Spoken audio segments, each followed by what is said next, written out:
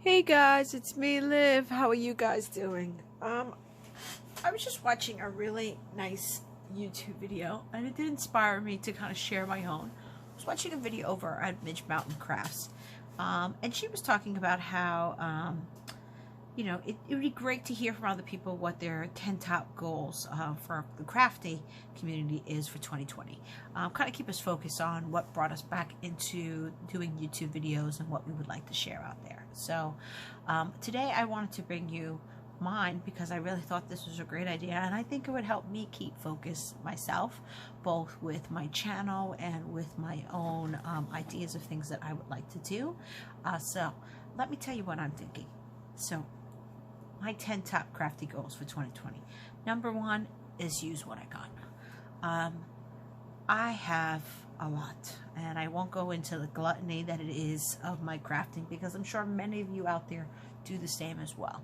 And as much as it is fun to watch haul videos, I think I would really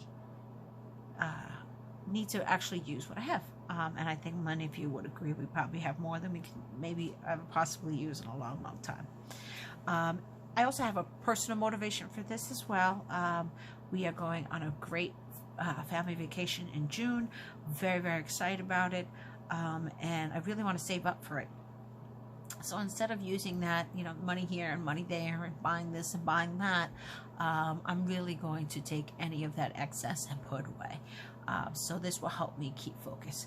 So the only things you will see me buy, of course, is tape, because we go through that constantly. I'm sure all of you out there go through that as well. Should I happen to have a gift card, I know you guys saw, and heard for Christmas I did receive a couple of gift cards. But besides that, I'm not going to go shopping. Not going to go into the stores for at least 6 months. I'm not saying the whole year, because I don't know. I'm really focused on the vacation. After the vacation, once all that is taken care of, and I don't have to stress over making sure we have enough for anything extra that should happen to come up, I'm really going to focus on using what I have. The next is to enter at least 2 or more collaboratives this year. I did 2 last year in 2019. First time I've ever done that. Really, really enjoyed it. So thank you to both of those lovely ladies who let me enter their collaboration, and thank you for all the subbies that came from there. I showed many of you that's the first time you kind of found out who I was and what my channel's about. So I thank you all for that. But I would like to do at least 2 more collaborations. So if any of my subscribers out there are planning to host one that you think may be right up my alley, feel free to definitely, drop me a line, let me know, and then we can go from there.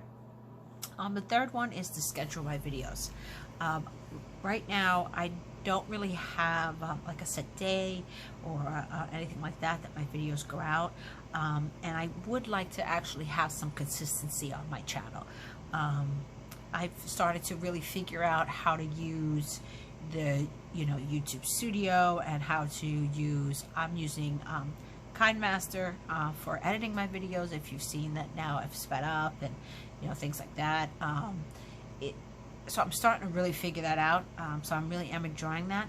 It takes time though to do all that. So it's really looking to have a more consistent schedule, like if I'm going to do something on a Monday or a Tuesday, and not have it so sporadic. So that is one of my goals for myself, to start that. So once I figure out what my schedule is going to be, I'll let you guys know, but I will work to schedule my videos and to have at least 3 videos up per week. The next is learn and to do more mixed media. You guys have seen I keep buying supplies, the modeling paste and the texture paste and the gesso and the chipboard and the dies and the stencils and the magicals and so forth and so on. But you're not probably seeing me use them too much. So that is my goal for this year. I am so inspired by so many of the mixed media artists out there. If you are interested in mixed media, people like Madda, people like, and I'm not sure how you pronounce it, but Nunika, she does a lot for Lindy Gang. There's Tiffany that I really enjoy. There's one like Lemon Asian Margaret or something like that. She does really cool mixed media items as well. So I really want to branch out to that, learn more about that, and actually feel like when I finish a project, I like the project. So now that I especially learned how to sped up, cut, edit, and so forth my videos, you don't necessarily need to see what is like a 2-hour process sometimes between all the drawing, and it doesn't need to be alive. It can be nicely and condensed. The next is to increase my card stash. You guys know I do love to make cards. You've seen my card making videos, you've seen my coloring videos. It's one of my favorite things to do. What I really would like to do is actually increase my usable card stash, because I tell you, sometimes I just color the color because I like the image, but it's not really a practical one. So I really want to try to do like birthday themed ones, thank you card ones, you know, thinking of you, so forth and so on. Really get practical cards that I can use throughout the year. So I'm hoping to every month do a certain number of cards. I really think reasonable to do like 5 a month to add to my card stash that I can use throughout the year. Number 6 is the purge. Like I said, I will be completely transparent. I have a lot, probably more than I should, but I don't use a lot of it. So I am going to try to do a little bit of purging this year. So you may see me giving away more items. You may see me just randomly doing a giveaway, or picking someone and sending something that's happy mail to them, just because I have so much to the point where I really don't know where I would use it all. So purging is definitely going to be a goal for 2020. The next is to finish my subscription, and this kind of goes along with my purging. For those who have watched those coloring ones, I have been coloring for a while, and using my Copic markers for a long time. One of the channels that I really love when I started really getting into coloring was Alicia from Kitten Clouder. She's an amazing Copic color artist, as well as an amazing marker artist. She does these monthly subscription classes. I've been a member since 2015, and I have to admit, I've now become a collector of classes versus a user of classes. I probably haven't opened her videos since 2017.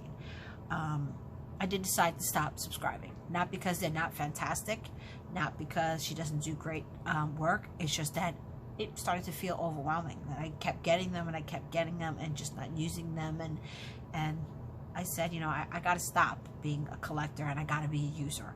So I'm going to pause for now until I've actually kind of felt like I caught up, and that's what my goal is. So you're going to see my work from there, some of the projects that I've done with the skills that she's taught us in each class, because they are, again, amazing classes for anyone who wants to learn either Copic markers, color pencil markers. Highly recommend them.